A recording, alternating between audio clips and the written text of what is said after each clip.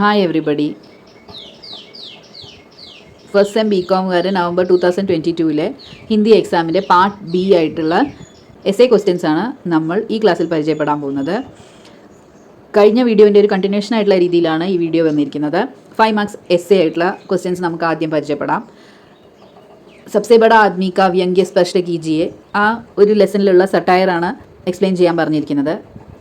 അപ്പോൾ നമുക്ക് ആൻസർ ഇങ്ങനെയാണ് വരേണ്ടത്. സമ്മറൈസ് ചെയ്തിട്ടുള്ള ഫോമാറ്റാണ് ഇവിടെ കൊടുത്തിരിക്കുന്നത്. നിങ്ങൾ ലേഖകനെ കുറിച്ചിട്ട് ഉള്ള ഇൻഫർമേഷൻസ് ആദ്യം കൊടുത്ത് അദ്ദേഹത്തിന് പരിചയപ്പെടുത്തി ലേഖകന് കിട്ടിയിരിക്കുന്ന സമ്മാനങ്ങളെക്കുറിച്ചിട്ടും ഒക്കെ ആദ്യം എഴുതിയ ശേഷം മാത്രമേ ഈ പറഞ്ഞിരിക്കുന്ന ആൻസർ എഴുതാൻ പാടുള്ളൂ. അക്സർ ഹം അപ്നെ പസന്ദ് കെ വ്യക്തി को महान मानते हैं, किसी विचारधारा में विश्वास करते हैं किंतु दूसरों के विचारों को एवं उनके पसंद को एकदम गलत मानते हैं, नीचा मानते हैं. इस पर लेखक भगवती चरण वर्मा जी ने एकांकी में व्यंग्य किया है. നമ്മൾ എപ്പോഴും നമ്മളുടെ ആറ്റിറ്റ്യൂഡാണ് ശരിയെന്ന് വിചാരിച്ച് മുന്നോട്ട് പോകുന്ന ആൾക്കാരാണ് നമ്മളെല്ലാവരും. വേറൊരു വ്യക്തിയുടെ വിചാരധാരയിൽ അല്ലെങ്കിൽ അവരുടെ ആറ്റിറ്റ്യൂഡിൽ നമുക്ക് ഒട്ടും വിശ്വാസം ഉണ്ടാവാറില്ല സാധാരണയായിട്ട്. അപ്പോൾ ഇതിനെയാണ് ഭഗവതി ചരൺ വർമാജി അദ്ദേഹത്തിൻ്റെ വൺ ആക്ട് പ്ലേയിൽ വ്യംഗ്യമായിട്ടുള്ള രീതിയിൽ അവതരിപ്പിച്ചിരിക്കുന്നത് എന്നാണ് പറഞ്ഞിരിക്കുന്നത്. हम अपनी विचारधारा को महान साबित करने के लिए दूसरों की विचारधाराओं में कमियां ढूंढते हैं. നമ്മളുടെ ആറ്റിറ്റ്യൂഡ് നമ്മുടെ അഭിപ്രായമാണ് ശരിയെന്ന് തെളിയിക്കാൻ വേണ്ടിയിട്ട് അല്ലെങ്കിൽ പ്രൂവ് ചെയ്യാൻ വേണ്ടിയിട്ട് നമ്മൾ വേറെ ആൾക്കാരുടെ ആറ്റിറ്റ്യൂഡുകളിലും അഭിപ്രായങ്ങളിലും എവിടെയെങ്കിലും തെറ്റുകുറ്റങ്ങൾ കണ്ടുപിടിക്കാനാണ് എപ്പോഴും ശ്രമിക്കാറ് എന്നാണ് ആ വാക്യങ്ങളുടെ അർത്ഥം. दूसरों को नीचा दिखाते हुए लोगों पर लेखक इशारा करते हुए व्यंग्यात्मक रूप से यह साबित करते हैं कि वास्तव में सबसे बड़ा आदमी तो वही है जो सबके वादों को मानता है और सबको लूटने का सामर्थ्य रखता है. വേറെ ആൾക്കാരുടെ ആറ്റിറ്റ്യൂഡിനെ താഴ്ത്തിക്കെട്ടുന്നവർ എപ്പോഴും ഒരു കാര്യം മനസ്സിലാക്കേണ്ടതാണ്. അതായത് ഇതിൽ ഏറ്റവും സാമർഥ്യമുള്ള ആൾ ആരാണ് എന്ന് വെച്ചാൽ ആരുടെയും വാദത്തിനെ ആരുടെയും ആറ്റിറ്റ്യൂഡിനെ തള്ളിക്കളയാതെ അവരുടെ പക്ഷം ചേർന്നിട്ട് തന്നെ അവരുടെ സാധനങ്ങൾ തന്നെ മോഷ്ടിച്ച് കടന്നു കളയാനുള്ള സാമർഥ്യമുള്ള ആളാണ് ശരിക്കും സബ്സെ ബഡ ആദ്മി എന്നാണ് ലേഖക് ഭഗവതി ചരൺ വർമാജി ഈ ഒരു വ്യംഗ്യത്തിലൂടെ കാണിച്ചു തന്നിരിക്കുന്നത് എന്നാണ് നിങ്ങൾ എഴുതേണ്ടത്. അപ്പോൾ നിങ്ങൾ ഇതിൽ നോക്കൂ, റിപ്പീറ്റേറ്റീവ് ആയിട്ടുള്ള രീതിയിലുള്ള ക്വസ്റ്റ്യൻസ് ആണ് എസ് എയിൽ വന്നിരിക്കുന്നത്. ഇതിൽ നവംബർ 2021 വന്നിരിക്കുന്ന ക്വസ്റ്റ്യൻ തന്നെയാണ് റിപ്പീറ്റേഷനായിട്ട് നവംബർ 2022 ചോദിച്ചിരിക്കുന്നത്. അപ്പോൾ നിങ്ങൾ ഈ ഭാഗങ്ങളിലൊക്കെ കുറച്ച് കൂടുതൽ കോൺസെൻട്രേറ്റ് ചെയ്തിട്ട് എഴുതാനും പഠിക്കാനും ശ്രമിക്കണം. ഓക്കെ, അടുത്ത ക്വസ്റ്റ്യൻ നോക്കൂ.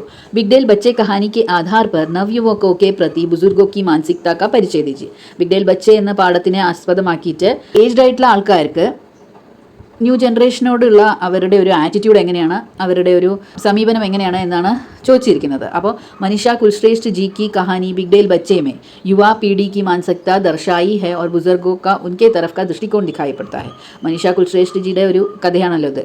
അതിൽ കാണിച്ചിരിക്കുന്നത് യുവാ പീഡി ന്യൂ ജനറേഷനായിട്ടുള്ള ആൾക്കാരുടെ ഒരു ആറ്റിറ്റ്യൂഡ് എങ്ങനെയാണ്, അതുപോലെ തന്നെ ഏജ്ഡ് ആയിട്ടുള്ള ആൾക്കാരുടെ ആറ്റിറ്റ്യൂഡ്, ഈ ന്യൂ ജനറേഷനോടുള്ള അവരുടെ ഒരു സമീപനമാണ് കാണിച്ചിരിക്കുന്നത്.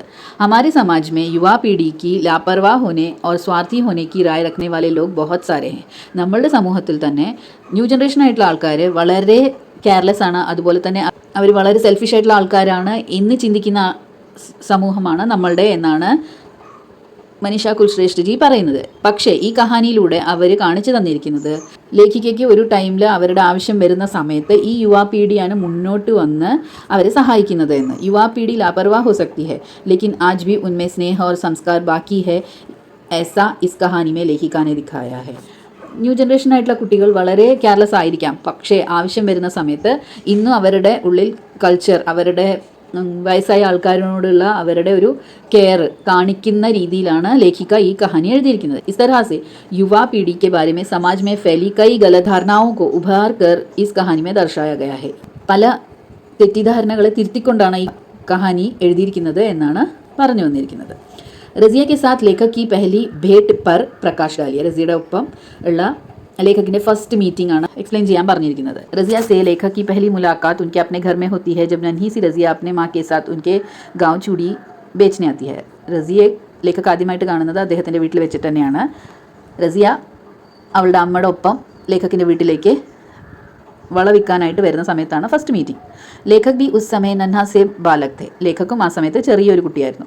मौसी द्वारा दिए पकवान झूले पर बैठकर इत्मीनान से खा रहे थे जब अचानक उसकी नज़र एक अजीब रूप और वेशभूषा वाली सुंदर सी लड़की पर पड़ी और रजिया का गोरा रंग, नीली आंखें, चेहरे पर लटकते बाल, चांदी के आभूषण और उसकी मासूमियत से भरे चेहरे ने पहली मुलाकात में ही लेखक का मन भा लिया था. മോസി അല്ലെങ്കിൽ ചെറിയമ്മ ലേഖക്കിന് കുറച്ച് ആഹാരം കൊടുത്തിട്ടുണ്ടായിരുന്നു. അത് ഒരു ജൂല എന്ന് വെച്ചാൽ ഊഞ്ഞാലിരുന്നിട്ട് കഴിച്ചുകൊണ്ടിരിക്കുന്ന സമയത്താണ് ലേഖക്ക് പെട്ടെന്ന് ഒരു വിചിത്രമായിട്ടുള്ള രീതിയിൽ, ഒരു സ്ട്രേഞ്ച് ആയിട്ടുള്ള രീതിയിൽ വേഷമുള്ള ഒരു കുട്ടിയെ കാണുന്നത്. ആ കുട്ടിയുടെ വെളുത്ത നിറം, നീലക്കണ്ണുകൾ, അതുപോലെ മുഖത്ത് വീണ് കിടക്കുന്ന മുടി, വെള്ളി ആഭരണങ്ങൾ മാത്രമല്ല ആ കുട്ടിയുടെ ഇന്നസെൻസും ലേഖകനെ വളരെയധികം ആകർഷിക്കുകയാണ് ചെയ്തത് എന്നാണ് ഈ ഒരു ചോദ്യത്തിൻ്റെ ഉത്തരമായിട്ട് നിങ്ങൾ എഴുതേണ്ടത്. നദി കോ ക്യൂ മാതാ का स्थान दिया जाता है. നദിയെ എന്തുകൊണ്ടാണ് മാതാവിൻ്റെ സ്ഥാനം കൊടുക്കുന്നത് എന്നാണ് ചോദ്യം. നദി को माता कहना ही सार्थक है क्योंकि वह माता की तरह जीवनदायिनी है. അമ്മയെ പോലെ ജീവൻദായിനിയാണ് നദിയും എന്നാണ് ആ ഒരു വാക്യത്തിൻ്റെ അർത്ഥം. നദി ജീവൻ का मूल तत्व जल हमें उपलब्ध करवाती है. ജീവിതത്തിൽ ഒരിക്കലും അവോയ്ഡ് ചെയ്യാൻ പറ്റാത്ത ഒരു തത്വമാണ് വെള്ളം എന്നത്, ജലം എന്നത്. അത് നമുക്ക് പ്രൊവൈഡ് ചെയ്യുന്നത് നദിയാണ്. സംസ്കൃതിയ നദി കെ കിനാരെ വികസിത് ഹോത്തി ഹെ. സംസ്കൃതിയ എന്ന് വെച്ചാൽ പലതരത്തിലുള്ള കൾച്ചർ നദിയുടെ കരയിലാണ് डेवलप ചെയ്ത് വരുന്നത്. नदी जल एवं शुद्ध वायु प्रदान कर अतीत काल से अनेकों संस्कृतियों को जीवित रखती है. നദി നമുക്ക് വെള്ളവും ശുദ്ധമായിട്ടുള്ള വായുവും തരുന്നതിൻ്റെ ഒപ്പം തന്നെ കൾച്ചറിനോടൊപ്പം വളർന്നു വരികയാണ് ചെയ്യുന്നത് എന്നാണ് പറഞ്ഞിരിക്കുന്നത്. എല്ലാ ആൻസേഴ്സും എഴുതുന്ന സമയത്ത് നിങ്ങൾ ഓർത്ത് വെക്കേണ്ട ഒരേ ഒരു കാര്യമാണ്, ആദ്യം ആരാണോ എഴുതിയിരിക്കുന്ന ഓഥറിനെ കുറിച്ചിട്ടും ലേഖകനെ കുറിച്ചിട്ടും ഒക്കെ നിങ്ങൾ നല്ല രീതിയിൽ എക്സ്പ്ലെയിൻ ചെയ്തിട്ട് മാത്രം വേണം ഈ പറഞ്ഞിരിക്കുന്ന ആൻസേഴ്സ് എല്ലാം എഴുതാൻ. ഇത് സമ്മറൈസ്ഡ് ആയിട്ടുള്ള വളരെ ഷോർട്ടസ്റ്റ് ആയിട്ടുള്ള ഫോമാറ്റിലുള്ള ആൻസേഴ്സാണ് ഇവിടെ പ്രൊവൈഡ് ചെയ്തിരിക്കുന്നത്. അടുത്തത് ഋഷികേഷ് മുഖർജി കെ സാത്ത് മനോഹർ ശ്യാം ജോഷി കി മുംബൈ മേ ഹുയി മുലാഖാത്ത് കാ പരിചയ ദീജിയെ.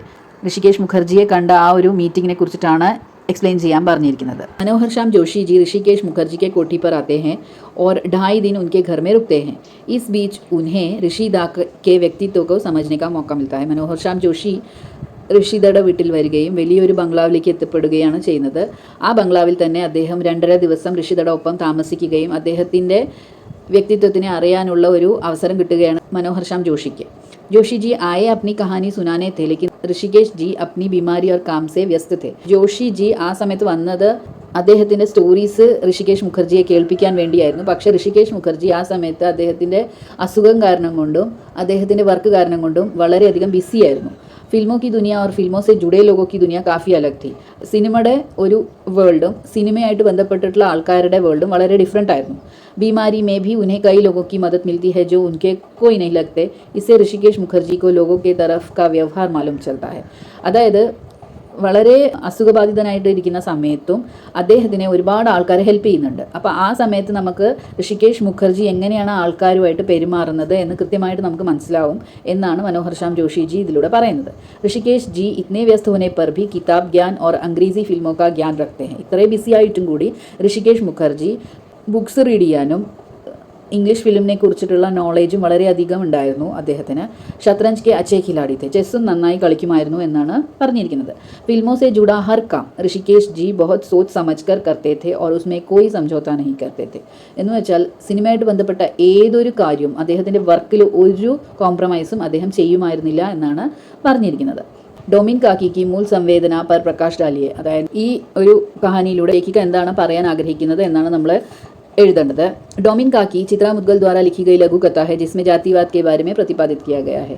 ഡൊമിൻ കാക്കി എന്നത് ചിത്ര മുദ്ഗൽ എഴുതിയിരിക്കുന്ന ഒരു ചെറിയ കഥയാണ്. അതിലൂടെ അവർ ജാതിവാദത്തിനെ കുറിച്ചിട്ടാണ് പറഞ്ഞിരിക്കുന്നത്. സമാജ് മേ ഫൈലെ ജാതിവാദ് और छुआछूत के को इस पार्ट में उभार कर दिखाया गया है. സമൂഹത്തിൽ നിറഞ്ഞു നിൽക്കുന്ന ജാതിവാദിനെ കുറിച്ചിട്ടും അൺടച്ചബിലിറ്റിയെ കുറിച്ചിട്ടും ഈ ഒരു ലെസണിൽ കാണിച്ചിരിക്കുന്നത്. ऊंची जाति के लोग नीचे जाति के लोगों से अपने घर का सारा काम करवा लेते हैं और उनके छूने मात्र से ऊंची जाति के लोगों का धर्म भ्रष्ट हो जाएगा ऐसा मानना है. അതായത് ഹൈ കാസ്റ്റ് ആയിട്ടുള്ള ആൾക്കാർ ലോ കാസ്റ്റ് ആയിട്ടുള്ള ആൾക്കാരെ കൊണ്ട് അവരെ വീട്ടിലെ എല്ലാ കാര്യങ്ങളും ചെയ്യിപ്പിക്കുകയും ചെയ്യും. എന്നിട്ട് അവർ തൊട്ടാൽ മാത്രം അവരുടെ ധർമ്മഭ്രഷ്ടമാവും എന്ന് ചിന്തിക്കുകയും ചെയ്യുന്ന ഒരു പ്രവൃത്തിയാണ് ഇതിലൂടെ ഈ കഹാനിയിലൂടെ കാണിച്ചിരിക്കുന്നത്. യഹ് സീഖ് ഊഞ്ചി ജാതി കെ ബുസുർഗ് അപ്നെ അഗ്ലി പീढ़ी को भी सिखा देते हैं. ഈ ഒരു മോറൽ അതായത് നമ്മളെ ധർമ്മഭ്രഷ്ടമാവും എന്ന ഈ ഒരു മോറൽ അവരുടെ അടുത്ത ജനറേഷനും കൂടി കാണിക്കുന്നത് കൊണ്ട് ഈ ഒരു ചിന്താഗതി സമൂഹത്തിൽ നിന്ന് മാറുകയില്ല. ജിസ്സെ സമാജ് മേ ജാതിവാദ് കഭി കം നഹി ഹോഗ. ഈ കാരണം കൊണ്ട് കാസ്റ്റ് ഡിസ്ക്രിമിനേഷൻ എന്നത് നമ്മുടെ സമൂഹത്തിൽ എപ്പോഴും നിലനിൽക്കും എന്നാണ് ചിത്ര മുദ്ഗൽജി ഈ ചെറിയ കഥയിലൂടെ നമുക്ക് തന്നിരിക്കുന്നത്. അതാണ് ഈ ഒരു കഥയിലെ സെൻട്രൽ ഐഡിയ എന്നാണ് പറയുന്നത്. പഠിത് ഭാഗ് के आधार पर मेघालय की विशेषताओं का उल्लेख कीजिए. മേഘാലയത്തിൻ്റെ പല സ്പെഷ്യാലിറ്റീസ് പറയാനാണ് പറഞ്ഞിരിക്കുന്നത്. അപ്പോൾ चेरापूंजी से आया हूँ यह एक यात्रा वृत्तांत है जो पाठकों को भी इस यात्रा का अनुभव से परिचय कराती है. ചെറാപൂഞ്ചി से आया हूँ എന്നത് ഒരു ട്രാവലോഗാണ്. അത് പാഠകോക്കോ അതായത് റീഡേഴ്സിനും അവിടെ എത്തിപ്പെട്ട പോലെ ഒരു എക്സ്പീരിയൻസ് ചെയ്യിപ്പിക്കുന്ന രീതിയിലാണ് എഴുതിയിരിക്കുന്നത്. ഷിലോങ് മേഘാലയ की राजधानी प्राकृतिक सौंदर्य से भरी पड़ी है. ഷിലോങ് മേഘാലയത്തിൻ്റെ ക്യാപിറ്റലാണ്. അത് വളരെയധികം നാച്ചുറൽ ബ്യൂട്ടി കൊണ്ട് നിറഞ്ഞിരിക്കുന്ന ഒരു പ്രദേശമാണ്. മേഘാലയ 3 पर्वतीय अंचलों में बटा हुआ है. ഖാസി പർവ്വത്, ഗാരോ പർവ്വത്, ജയന്തിയ പർവ്വത്. മേഘാലയ 3 മൗണ്ടൻ റേഞ്ചസ് ആയിട്ടാണ് ഡിവൈഡ് ചെയ്യപ്പെട്ടിരിക്കുന്നത്. അതിലെ ഫസ്റ്റ് ഖാസി പർവ്വത്, പിന്നെ ഗാരോ പർവ്വത്, പിന്നെ ജയന്തിയ പർവ്വത്. ഹർ ഏക് ആഞ്ചൽ കാ അപ്നാ മഹത്വ ഹെ. ഓരോ മൗണ്ടൻ റേഞ്ചിനും അതിൻ്റേതായിട്ടുള്ള ഇമ്പോർട്ടൻസ് ഉണ്ട്. അതുപോലെ തന്നെ അതിൻ്റേതായിട്ടുള്ള കൾച്ചർ ഉണ്ട്. भूमि, धन, संपत्ति सब माँ से बेटी को मिलती. ज़्यादातर पूर्वोत्तर राज्यों में स्त्री का वर्चस्व देखने को मिलता है. അതായത് ഭൂമി, ധനം, സമ്പത്തി എല്ലാം അമ്മയിൽ നിന്ന് മകൾക്കാണ് ഈ ഒരു പ്രദേശത്ത് കിട്ടുന്നത്. അതുപോലെ തന്നെ സ്ത്രീകളുടെ ഒരു ഇമ്പോർട്ടൻസ് ഈ ഒരു പ്രദേശങ്ങൾ വളരെ അധികമാണ് എന്നാണ് പറഞ്ഞിരിക്കുന്നത്. മണിപ്പൂർ की राजधानी इम्फाल में माइती बाज़ार देखने मिलता है. മണിപ്പൂരിൻ്റെ ക്യാപിറ്റലായിട്ടുള്ള ഇംഫാലിൽ മായ്തി ബസാർ എന്നൊരു സമ്പ്രദായം കാണാം നമുക്ക്. അതും അമ്മമാരുടെ ഒരു മാർക്കറ്റ് എന്ന രീതിയിലാണ് കാണപ്പെടുന്നത്. അവിടെ സ്ത്രീകളാണ് ഫുള്ളും സാധനങ്ങൾ സെല്ല് ചെയ്യുന്നത്. യഹാ വർഗഭേദ് വിഹി നഹി ഹെ എന്ന് വെച്ചാൽ വർഗഭേദം എന്നതേ ഇല്ല അവിടെ. മേഘാലയ की प्राकृतिक शिवलिंगे, മാസ്മായി ഗുഫായെ പ്രകൃതി के चमत्कार माने जाते हैं. മേഘാലയത്തിലുള്ള പലതരത്തിലുള്ള നാച്ചുറൽ ബ്യൂട്ടി, അവിടുത്തെ ശിവലിംഗങ്ങളൊക്കെ, അവിടുത്തെ കേവ്സ്, ഇതെല്ലാം അതിൻ്റേതായിട്ടുള്ള നാച്ചുറൽ ബ്യൂട്ടിയോട് കൂടിയിട്ട് നിലനിൽക്കുന്ന ഒന്നാണ് എന്നാണ് ഈ ഒരു ആൻസറിൽ പറഞ്ഞിരിക്കുന്നത്. 8ാമത്തെ നോക്കൂ. സ്ത്രീ ജോ എക് ത്വച ഹെ പ്രസ്തുത് വിചാർ സ്പഷ്ട് കീജിയെ. അതായത് സ്ത്രീ ജോ എക് ത്വച ഹെ എന്ന പാഠത്തിലുള്ള അതിൽ എക്സ്പ്ലെയിൻ ചെയ്യപ്പെട്ടിരിക്കുന്ന സെൻട്രൽ ഐഡിയ എന്താണെന്ന് എഴുതേണ്ടത്. സമാജ് में पल रहे बाजार तंत्र और सौंदर्यवर्धक वस्तुओं का प्रभाव लेखक सुधीश पचौरी ने अपने निबंध में दर्शाया है. ഇപ്പോൾ സമൂഹത്തിൽ നിലനിൽക്കുന്ന മാർക്കറ്റിംഗ് ടാക്ടിക്സും അതുപോലെ തന്നെ ബ്യൂട്ടി പ്രൊഡക്ട്സിൻ്റെ ഒരു ഇൻഫ്ലുവൻസും ആണ് ലേഖക് ഈ ഒരു പാഠത്തിലൂടെ നമുക്ക് കാണിച്ചു തന്നിരിക്കുന്നത്. സിർഫ് റൂപ് സൗന്ദര്യ ഹി നഹി ബൽക്കി ഹമേ ഭാവ സൗന്ദര്യ കോ മഹത്വപൂർണ്ണ സമജ്ന ചാഹിയെ ऐसा ലേഖക് कहते हैं. ശരീര സൗന്ദര്യം മാത്രമല്ല, നമ്മുടെ ഉള്ളിലുള്ള ഇന്നർ ബ്യൂട്ടിയാണ് നമ്മൾ തിരിച്ചറിയേണ്ടത്. അതായത് ആറ്റിറ്റ്യൂഡുകൾ, അഭിപ്രായങ്ങൾക്കൊക്കെയാണ് നമ്മൾ വില കൊടുക്കേണ്ടത്. അല്ലാതെ വെളിയിലുള്ള രൂപസൗന്ദര്യം മാത്രം ഇമ്പോർട്ടൻസ് കൊടുത്തിട്ടല്ല നമ്മൾ ജീവിക്കേണ്ടത് എന്നാണ് ലേഖക് ഇതിലൂടെ നമുക്ക് പറയുന്നത്. विज्ञापनों के पीछे भागते हुए स्त्री को अपने अस्तित्व के बारे में और रूप सौंदर्य के आगे सोचना है. എന്ന് വെച്ചാൽ അഡ്വർടൈസ്മെൻറ്റുകളുടെ പിന്നിൽ ഓടുന്ന സ്ത്രീകൾ സ്വയം അസ്തിത്വത്തിനെ കുറിച്ചിട്ടാണ് ചിന്തിക്കേണ്ടത്, രൂപസൗന്ദര്യത്തിനെ കുറിച്ചിട്ട് അല്ല എന്നാണ് ലേഖക് പറയുന്നത്. വിജ്ഞാപൻ ബാസാർ തന്ത്രക അനിവാര്യ ഉപായ ഹെ. ആഡുകൾ എന്നത് മാർക്കറ്റിങ്ങിൻ്റെ ഒരു അവോയ്ഡ് ചെയ്യാൻ പറ്റാത്ത ഒരു ഉപകരണമാണ്. പക്ഷേ ജനതാ മേ സഹി ഗലത് പെഹ്ചാനിക്ക് ക്ഷമത ഹോനി ചാഹിയെ ऐसा ലേഖക് कहते हैं. ജനങ്ങളിൽ തെറ്റേതാ ശരിയേതാ എന്ന് തിരിച്ചറിയാനുള്ള ഒരു കഴിവ് വേണം എന്നതാണ് ലേഖക് ഇതിലൂടെ നമുക്ക് പറഞ്ഞു തരുന്നത്. ഓക്കെ, അപ്പോൾ ഇത്രയേ ഉള്ളൂ പാർട്ട് ബിയിൽ വരുന്ന 5 മാർക്സ് ക്വസ്റ്റ്യൻ. അതിൽ സീലിംഗ് ഉണ്ട് 35 മാർക്സ്. ഇനി പാർട്ട് സിയിലെ എസ് എ ടൈപ്പ് ക്വസ്റ്റ്യൻസ്, അതിലേതെങ്കിലും 2 എഴുതിയാൽ മതി. 10 മാർക്സ് ക്വസ്റ്റ്യൻസ് ആണ്. ഗംഗാ मैया निबंध का सारांश लिखिए. बिग डेल बच्चे कहानी की समीक्षा कीजिए. रजिया की स्वभावगत विशेषताओं का उल्लेख कीजिए. स्त्री जो एक त्वचा में लेखक ने विज्ञापन जगत एवं जनता की मानसिकता का कैसा परिचय दिया है. ഈ 4 ക്വസ്റ്റ്യൻസ് ആണ് 10 മാർക്സ് ക്വസ്റ്റ്യൻസ് ആയിട്ട് നിങ്ങൾക്ക് വന്നിരിക്കുന്നത്. എല്ലാ ചാപ്റ്റേഴ്സിൻ്റെയും ഷോർട്ട് നോട്ടായിട്ടുള്ള രീതിയിൽ വീഡിയോസ് ചെയ്തിട്ടുണ്ട്. അതിൻ്റെ PDF ലിങ്കും അതിനോടൊപ്പം തന്നെ ചേർത്തിട്ടുണ്ട്. എല്ലാ ചാപ്റ്റേഴ്സിൻ്റെയും ഇമ്പോർട്ടൻറ്റ് ക്വസ്റ്റ്യൻസിൻ്റെ വീഡിയോസും ചെയ്തിട്ടുണ്ട്. അതും ചെക്ക് ചെയ്ത് നോക്കൂ. പോസിറ്റീവായിട്ടുള്ള രീതിയിൽ എക്സാമിനെ സമീപിക്കാൻ നോക്കൂ. തീർച്ചയായിട്ടും നിങ്ങൾക്ക് ഈ എക്സാമിൽ നല്ല മാർക്ക് സ്കോർ ചെയ്യാൻ സാധിക്കും എന്ന് ഞാൻ വിചാരിക്കുന്നു. ഈ വീഡിയോയിൽ എക്സ്പ്ലെയിൻ ചെയ്തിരിക്കുന്ന ഈ ആൻസേഴ്സിൻ്റെ PDF ഫോർമാറ്റിൻ്റെ ലിങ്കും ഞാൻ ഈ വീഡിയോൻ്റെ ഡിസ്ക്രിപ്ഷൻ ബോക്സിൽ ചേർക്കാം. അതും ചെക്ക് ചെയ്ത് നോക്കൂ. എൻ്റെ വീഡിയോകൾ ഇഷ്ടപ്പെടുന്നുണ്ടെങ്കിൽ ലൈക്ക് ചെയ്യൂ, ഷെയർ ചെയ്യൂ, സബ്സ്ക്രൈബ് ചെയ്യൂ. താങ്ക്